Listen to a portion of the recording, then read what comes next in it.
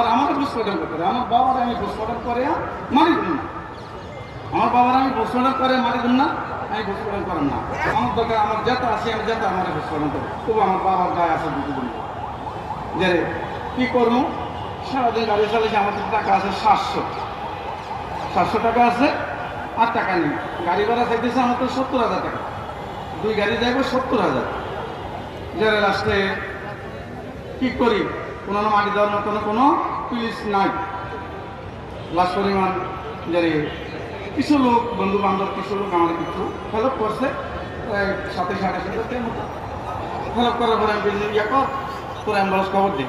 সেখান থেকে রাতের 1টা বাজে যাই অ্যাম্বুলেন্স করি আমি আল্লাহ নাম লইয়া আমার সান্দারে লইয়া গেলাম আপনার ইলিশা দিয়া গেছি। 6টা বাজে এই বেরিয়ে 8টা বাজে সারার পরে সেখানে গাড়িটা মুখে রাখছে, গাড়ি ফেরি নামছি, নামার পরে গাড়ি টান দিছে, টান দিয়ে আমি আমার বাড়িতে গেলাম।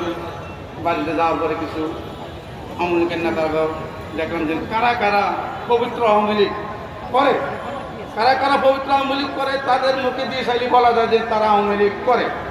হ্যাঁ, কিন্তু এর আগে ধরতে পারি না, কিন্তু আওয়ামী লীগ করে কারা সেদিন বলতে পারছি। কিন্তু তারা কারা নিমহারামের দল। এই যারা লাস্টে মাটি দিছি, বানানি মাটি দেওয়া হয়েছে, টেপাকের মধ্যে সাংবাদিক এসে আর আপনার ওই 2জন সিভিল পোশাকে পুলিশে। তারপর আমার তত্ত্বমতো নিল, কথাবার্তা করলাম সবার পরে যে আমি চিন্তা করলাম যে আমার কোনো কবরস্থানে কোনো লাশ পছন্দ না, কোনো পরিকল্পনা নেই, যেটা না আল্লাহ না করো। আর এই সমস্ত কাজ হয় না।